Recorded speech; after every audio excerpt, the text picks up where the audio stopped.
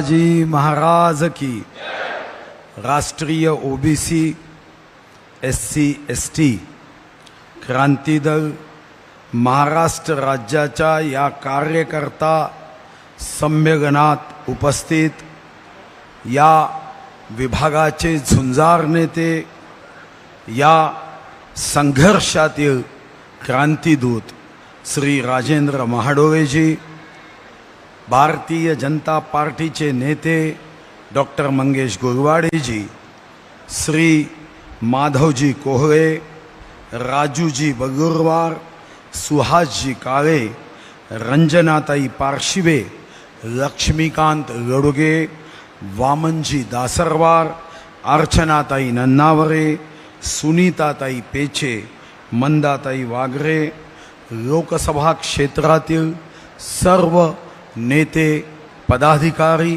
स्थानिक स्वराज्य संस्थांचे पदाधिकारी व माझ्या प्रिय आदरणीय कार्यकर्ता बंधू भगिनींनो, मी सर्वप्रथम श्री राजेंद्र महाडोळे त्यांच्या सर्व सहकारी मित्रांना, सहकारी नेत्यांना धन्यवाद देतो की आपण वनी आर्णी चंद्रपूर लोकसभेतून मला पाठिंबा देण्यासाठी या सर्व माझ्या बंधू भगिनींना इथं उपस्थित केलं, त्यांना माझ्याशी संवाद करण्याची सोय उपलब्ध करून दिली, त्याबद्दल त्यांचं मी सर्वप्रथम धन्यवाद मानतो.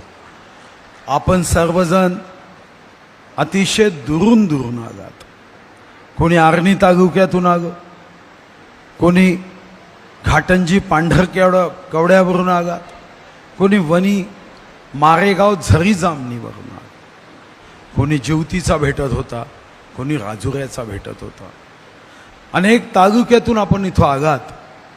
मी आपल्यालाही धन्यवाद देतो आणि शक्तिदायिनी तेजोदायिनी माता महाकालीच्या भूमीत माता महाकालीच्या चरणी प्रार्थना करतो की माता या सर्वांना तू भरभरून आशीर्वाद दे, सुख दे, समाधान दे, या सर्वांच्या इच्छा पूर्ण करण्याची शक्ती दे, ही प्रार्थना मी माता महाकालीच्या चरणी करतो.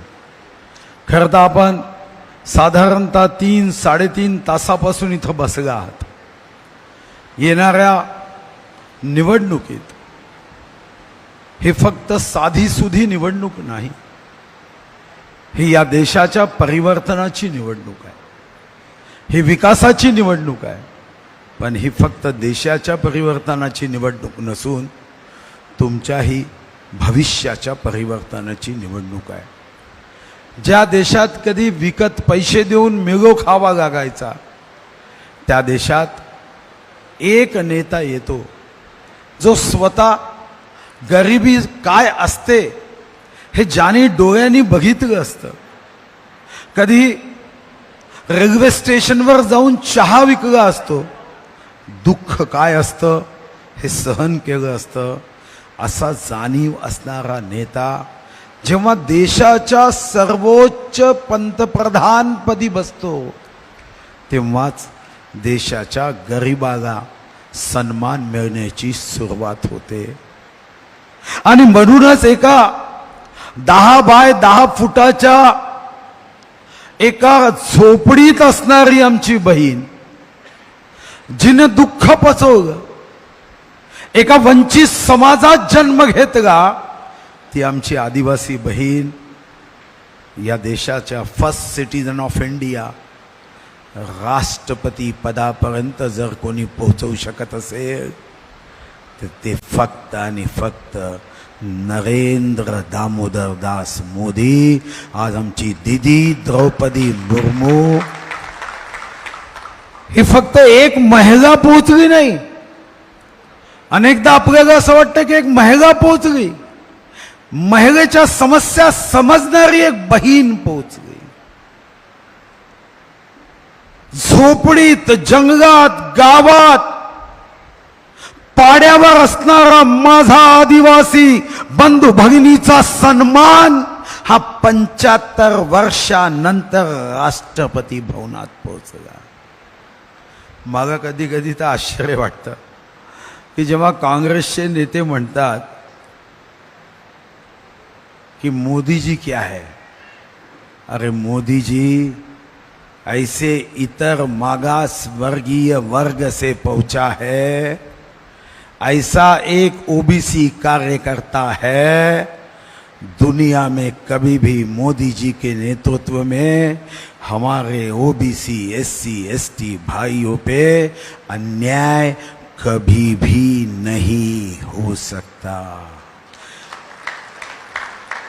अन्याय तो आपके राज में हुआ है, आपने तो कभी ओबीसी प्रधानमंत्री दिया नहीं, और आप तो अभिमान से कहते थे, गर्व से कहते थे कि हम दत्तात्रेय गोत्र के जनुआ पहनने वाले शुद्ध ब्राह्मण है।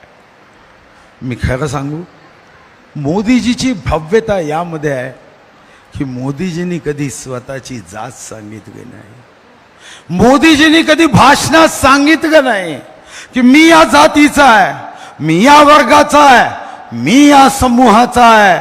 मोदी जी नेहमी म्हणायचे, ये देश मेरा है और मैं इस देश का हूं। मेरे लिए देश मेरा परिवार है, देश के लिए मैंने परिवार का त्याग किया। अरे कांग्रेसियों, आपने तो परिवार बसाने के लिए देश का त्याग किया। नरेंद्र मोदीजीच्या नेतृत्वामध्ये ज्या योजना झाल्या, खरं तर आमच्या राजेंद्र महाडोरेंनी इतक्या जोशामध्ये, उत्साहामध्ये, आनंदामध्ये भाषण दिलं, महायुतीच्या विजयाची शपथ संकल्प आपल्याला दिली की शेवटी मग भीती वाटायला लागली। या सभेत त्यांचा आवाज बसतो आहे तर पुढची अनेक सभा त्यांना घ्यायच्या आहे। आत्ताच आवाज बसवला तर कसं होईल। मी जेव्हा महाडोळ्यांना बसताना विचारलं, म्हणतो भाऊ आवाज टिकवायचा है, हमारा आवाज 5 वर्ष चलना चाहिए, 5 वर्ष टिकना चाहिए, क्योंकि ये राजेंद्र महाडोले का आवाज नहीं है, ये उन सब जातियों का आवाज है जो समाज के कई वर्ष तक अपने न्याय को ढूंढती रही, अपने न्याय को मांगती रही। उनके न्याय के लिए ये आवाज हमें टिकानी है। मी तुम्हाला विश्वास देतो, अनेक योजना या सरकारच्या पोहोचत नाही। या लोकसभेत जर तुम्ही मला सेवा दिली, सेवा करण्याची संधी दिली, तर मीही विश्वास देतो की गरिबांचा आवाज हाच माझा अभिमान असेल, गरिबांचा सन्मान हेच माझं मैदान असेल, गरिबांची सेवा ही आयुष्याचं उद्दिष्ट असेल। मतदारसंघ जर चंद्रपूर वनी आर्णी लोकसभा जागा, तर मग घरकुल असेल, रेशन कार्ड असेल, रेशन असेल, या ठिकाणी असणाऱ्या गरिबांच्या सरकारी योजना असेल की आरोग्य योजना असेल, मी जीव तोडून, मी मेहनत करून, परिश्रम करून या योजना तुमच्यापर्यंत पोहोचवेन। त्यासाठी विशिष्ट यंत्रणा उभी करेन। मी माझ्या मतदारसंघात आणि चंद्रपूर विधानसभेत या जिल्ह्यात मला नेहमी वाटायचं की गरिबाचे आरोग्य हे उत्तम व्हावं। एखाद्या श्रीमंताचं आरोग्य बिघडलं म्हणजे त्यांचंही बिघडू नये, पण कमीत कमी अकाउंटमध्ये पैसे असतात। 10 दिवस 15 दिवस आरोग्य बिघडल्यावर एखादा श्रीमंत कामावर जाऊ शकला नाही तरी त्याचा हातावर पोट नाही, पण जेव्हा एखाद्या मजुराचं आरोग्य बिघडतं, साधी मनरेगाची रोजी त्याच्या घरात येत नाही, तेव्हा मात्र दिवसाही त्याच्या आयुष्यामध्ये अंधार निर्माण होतो। आणि म्हणून मी आरोग्य सेवा हे माझं उद्दिष्ट ठेवू। 1500 पेक्षा जास्त दिव्यांग असतील, ट्रायसिकल दिले, ऑपरेशन्स केले, मागच्या फरवरी महिन्यात 1000पेक्षा जास्त ऑपरेशन एका महिन्यात केलं.